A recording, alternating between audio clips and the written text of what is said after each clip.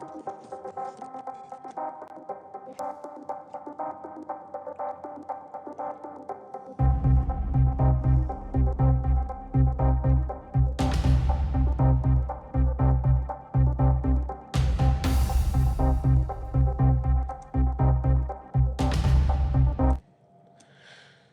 morning, everybody. This is a live extreme weather briefing. Happy St. Patrick's Day. And you can see that hatch area just to the right of my head. That's the threat of gorilla hail. Large destructive hail is increasing this evening across the Oklahoma City Metro down into North Texas. Looks like the threat of large hail should remain just to the north of Dallas, but it is possible that those supercells could develop down the arc into the DFW Metroplex.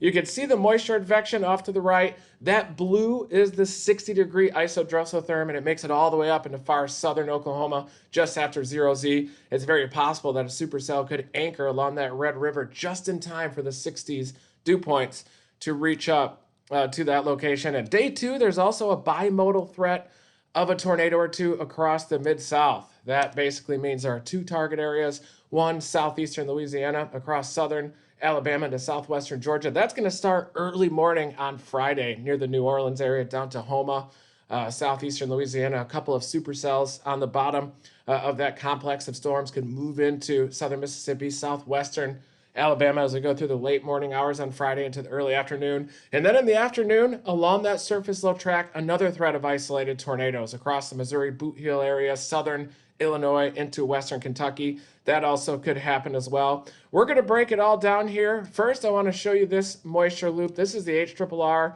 Normally, the HRRR has just a bit of a dry bias, but the 12Z HRRR brings surges, those 60 dew points, all the way to southern Oklahoma, and that's going to be the deal breaker for me. I'm definitely going to be chasing that threat, certainly. And look at the loop of precipitation from the latest HRRR.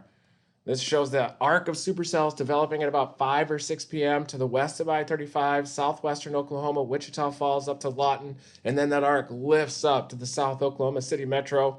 Cold pocket of air aloft, and also a snowstorm on the northwestern side, southwestern Kansas through the Oklahoma Panhandle. Someone in western to north central Kansas could get a surprise event out of this, maybe even some double-digit totals.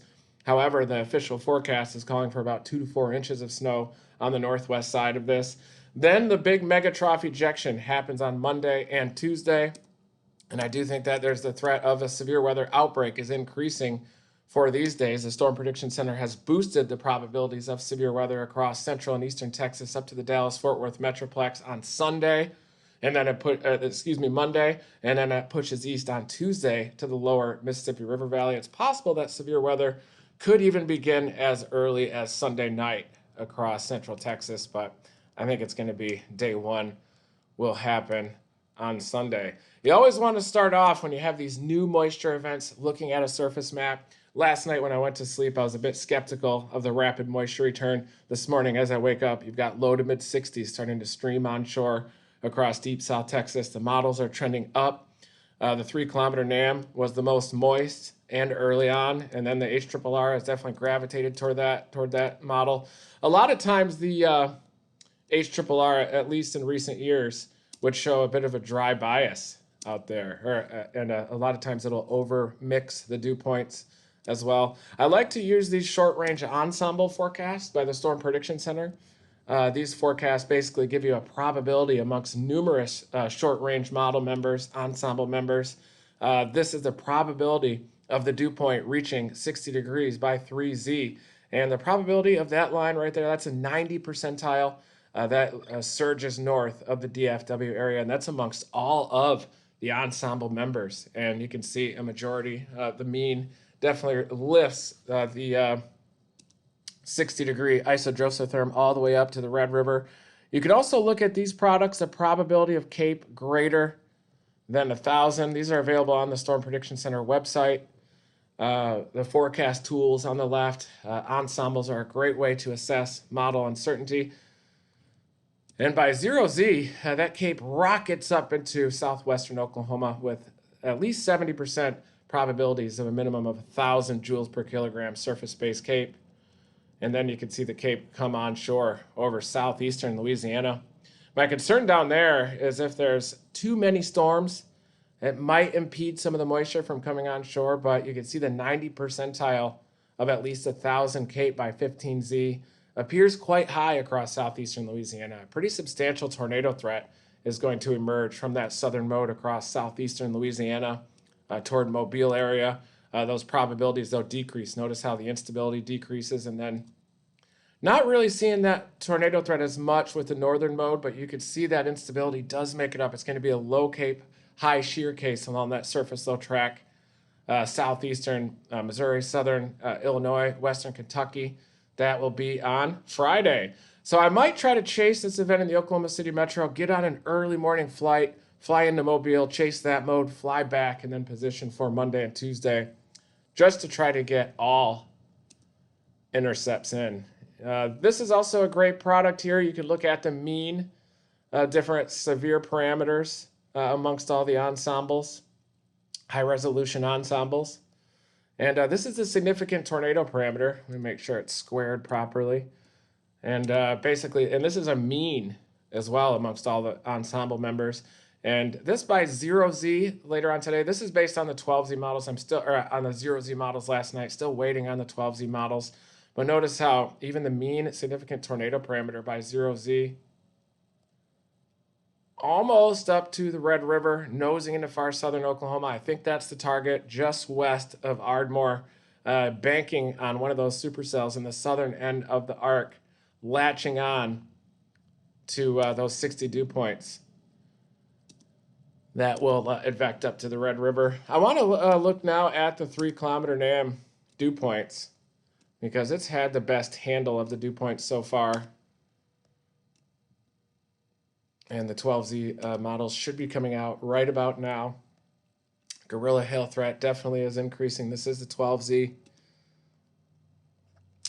Accurately initializes these models with the low to mid 60s coming on shore. Southern Texas, if anything, it's overestimating some of these offshore dew points. Looking at some of those buoys, about 63, might be overestimating by a few degrees the 3-kilometer NAM 12Z. And this is at 21Z at 4 p.m. The 60 isodrosotherm starting to knock on the back door of the south edge of the DFW Metroplex. And that's at 21Z. Let's go a couple more hours up to 23Z, 6 p.m. Look at that. We squeeze out a 60. Probably aided by some precipitation with that arc starting to fire near Wichita Falls. But this suggests I'll probably have to be up near Wichita Falls by 6 p.m. But that is a sign that if we hit a 60-degree dew point, then I think there's actually a legitimate threat of a tornado, even a 58, 59 dew point across southwestern Oklahoma. Temperatures are going to be in the mid to upper 60s, near 70 at the Red River. Storms firing right near the surface low, 996 surface low at 0Z, southwestern Oklahoma. Supercell storms are going to be initiating near that, probably even near Altus to Lawton on the Highway 62 corridor. And the dew points pumping all the way up to the surface low. It's almost like a locket type setup, except that the dew points aren't quite as high. It's a little bit earlier in the season. But look at the 3-kilometer NAM by 2Z by 9 p.m., 60s, bumping up into southern Oklahoma. So any supercell storms that are near the Red River that are able to link up with those 60 dew points might even develop a tornado threat. But in general, you can see this cluster of supercells approaching the Oklahoma City Metro by 9 to 10 p.m. They gust out a little bit, and you can start to see the early morning Friday mode beginning to bubble down into southeastern Texas. That's going to arrive southeastern Louisiana probably between about 4 and 8 in the morning hours down into southeastern Louisiana. This is the HRRR model, and it also shows supercell storms evolving along the I-35 corridor up to the Oklahoma City Metro, the hatch area of the South Oklahoma City Metro down into North Texas. Arc of supercells with gorilla hail potential, maybe even an isolated tornado or two. And you can start to see those bubblers beginning to develop. This is at 6Z, so by midnight, you've already got, it looks like the 12Z HRRR is a little bit faster in its timing.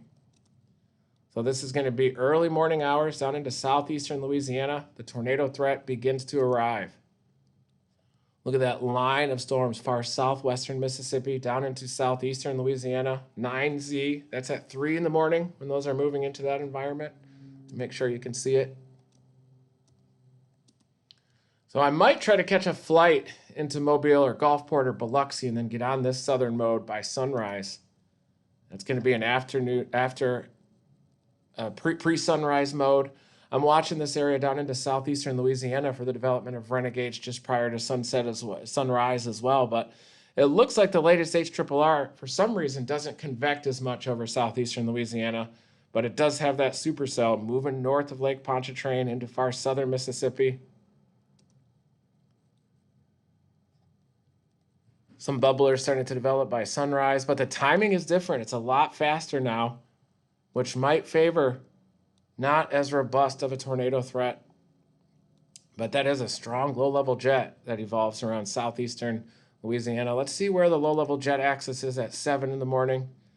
Still a very stout 60 to 70 knot low-level jet, southeastern Louisiana into southern Mississippi. That's going to fuel those storms for that area, southeastern Louisiana, southern Mississippi, that low-level jet.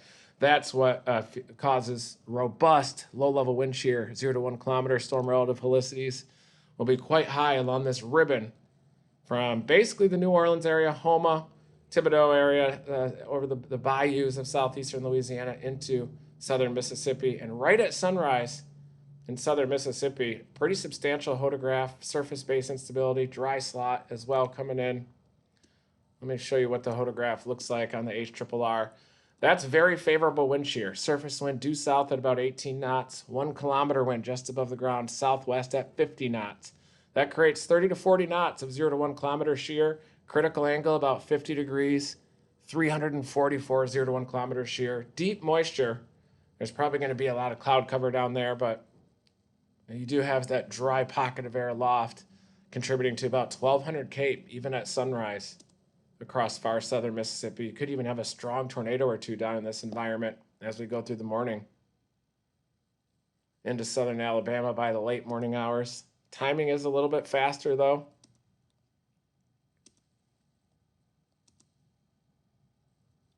Then the shear begins to subside as we get to the midday hour across southeastern Alabama, but there still is a threat of tornadoes. That's still 200 plus 0 to 1 kilometer shear, despite those surface winds going more southwesterly. And it does look like there's going to be a renegade south central Alabama just north of the Florida Panhandle. That could reinvigorate that convection by late morning.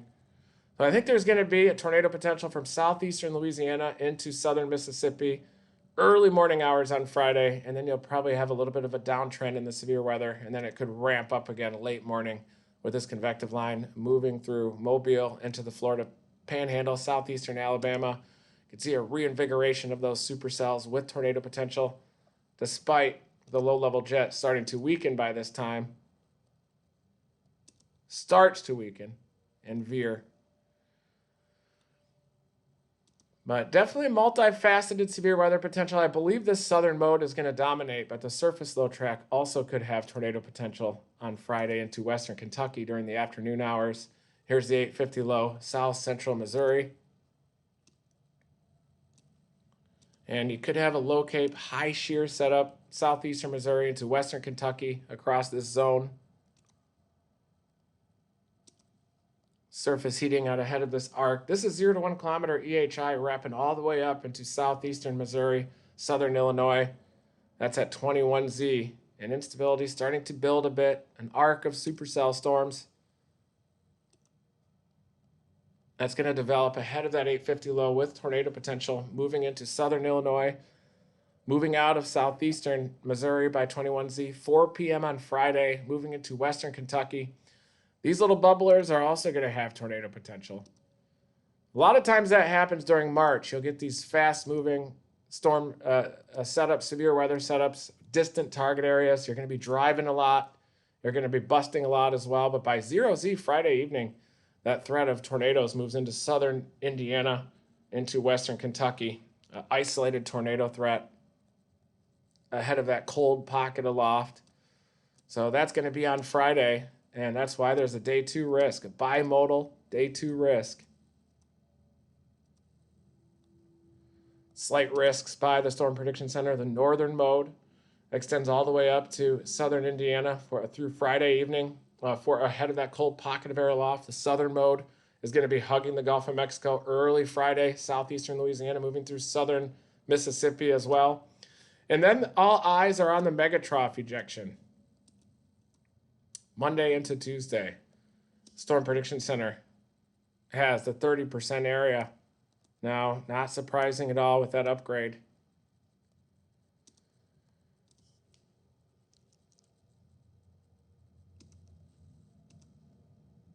We'll use the GFS. The GFS is showing big-time snowfall across Colorado as well, with that lobe of vorticity basically meandering a little bit further northward within the larger scale parent trough.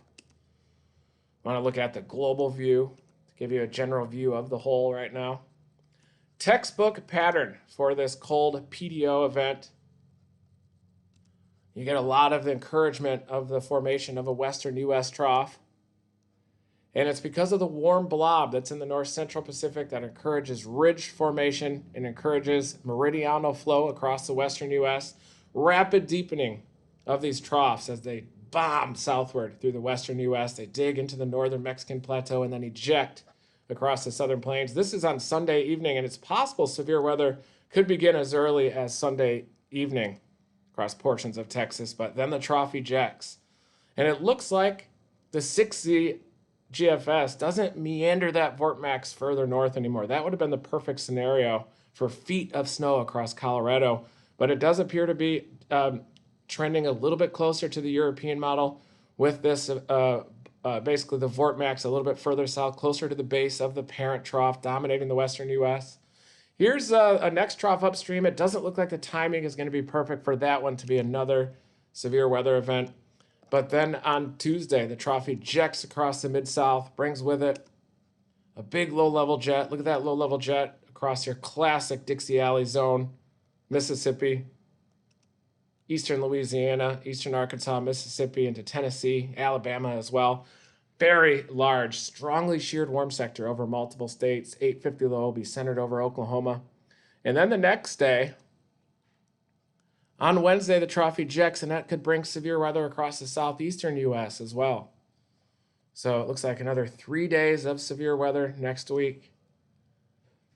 This system isn't amplifying as it's diving south across the western U.S. We might even have a pattern shift to close out March, but I suspect that this is going to bomb southward again across the Pacific Northwest and excite another period of severe weather to close out March in the long range.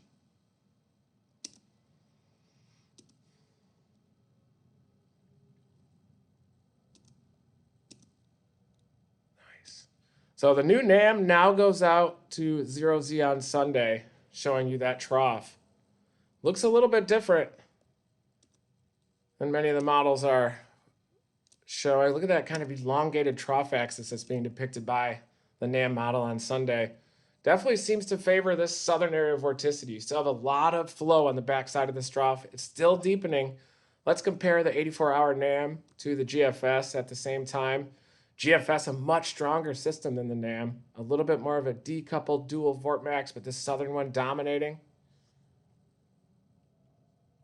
A lot of flow on the backside. That's the 6Z GFS. Let's look now at the European model. A little bit closer to the NAM, but still a lot of flow on the backside. It's still deepening Sunday evening, and that's going to cause that trough to dive into the northern Mexico, pick up dry air off the Mexican plateau, and then sling it over top that moisture over the southern plains. That's the 6Z European model.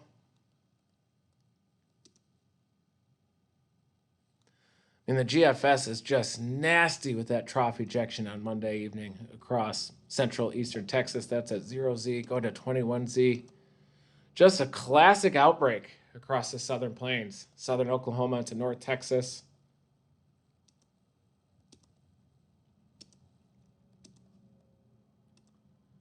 Very robust low-level jet. A western gradient of it, hugging the I-35 corridor. This is at 21Z on Monday. Boy, if the GFS verifies, this will probably be a high risk. There's still some model discrepancies right now, but the GFS is a nasty trough ejection, big instability through East Texas, nosing all the way up to the Red River. It'll probably end up oozing into southeastern Oklahoma and pushing east through East Texas into western Louisiana. And then the threat on Tuesday pushes east across Mississippi, western Alabama. Big outbreak as well. Classic March outbreak into southeastern plains, into Dixie Alley. So thank you everybody for joining me for this severe weather threat. Not surprised that the Storm Prediction Center decided to upgrade that potential. But today we're going to be focused on the gorilla hail threat into central Oklahoma. I might try to get to the mid-south, maybe catch an early morning flight out of Oklahoma City just to chase all days. But the threat of gorilla hail and even the threat of an isolated tornado increasing South Oklahoma City Metro down into North Texas. I'm going to be all over it. Thank you everybody for tuning into this weather report. I hope you enjoy my weather reports. I'm going to be streaming live as I get closer to this target area back into Oklahoma. Happy St. Patrick's Day, everybody. I've got the green avocado themed ticker and lower third in celebration of St. Patrick's Day. Hopefully you're able to enjoy some green beer today. Say hello to Gizmo. This is her. She's at home with my mom right now. Gizmo is not a fan of gorilla hail anymore at her age, so I try to leave her at home whenever there's a threat of blowing my windows out. But thank you everybody for joining this weather report. Never stop chasing.